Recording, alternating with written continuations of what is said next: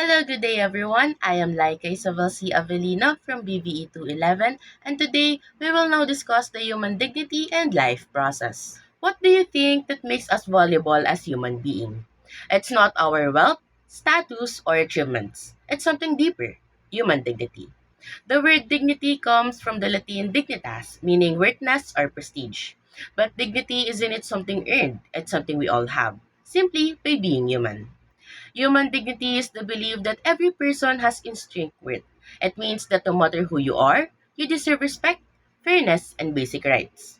It applies to everyone, regardless of race, gender, religion, abilities, or social status. Dignity is universal. It cannot be taken away, only violated. In 1948, the United Nations declared all human beings are born free and equal in dignity and rights. This statement is the foundation of modern human rights. Moreover, human dignity starts at home.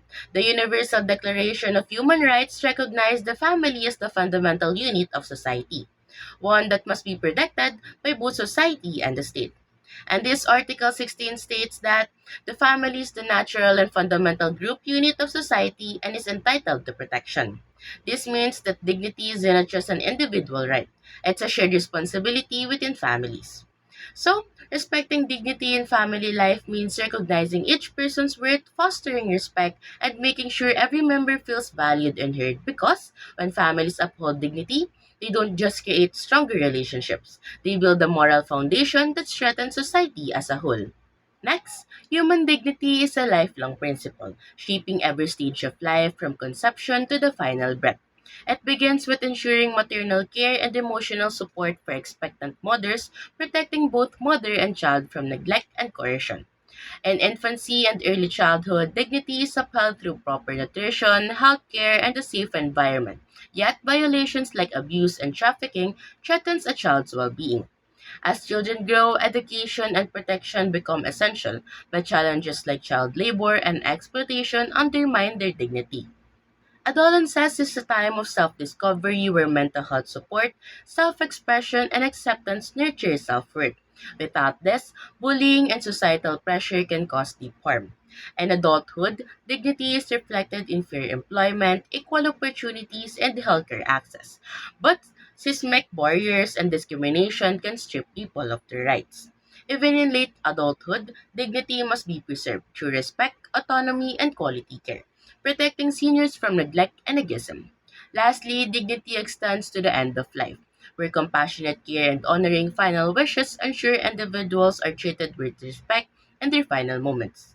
At every stage, dignity is either upheld or violated, and it is our collective responsibility to create a society where respect and care remain unwavering regardless of age. What is nation building? Nation building goes beyond establishing a territory. It is about uniting people under a shared identity and developing stable political, economic, security, and social institutions, especially in countries recovering from conflict. A nation thrives when it upholds human dignity, ensuring fair governance, equal opportunities, and respect for all, allowing individuals to flourish. When dignity is respected, it fosters trust in institutions, civic engagement, and national unity, empowering people to contribute to economic and social progress. However, when dignity is disregarded, corruption, inequality, and unrest emerge, weakening governance and dividing society. Nation building is not solely the government's responsibility. It is a collective effort. By upholding human dignity and working toward a just, strong, and united society, every individual plays a crucial role in shaping a nation's stability and long-term success. As for my conclusion, human dignity is the cornerstone of a just society, shaping lives from birth to death. And the Philippines nation building is key to preserving dignity through education, governance, and social justice. Ethical leadership and economic stability promote unity and progress, ensuring no one is left behind. Without this, the nation faces division, corruption, and stagnation. By embracing education, good governance, and inclusivity, we can build a stronger, more dignified, and resilient nation.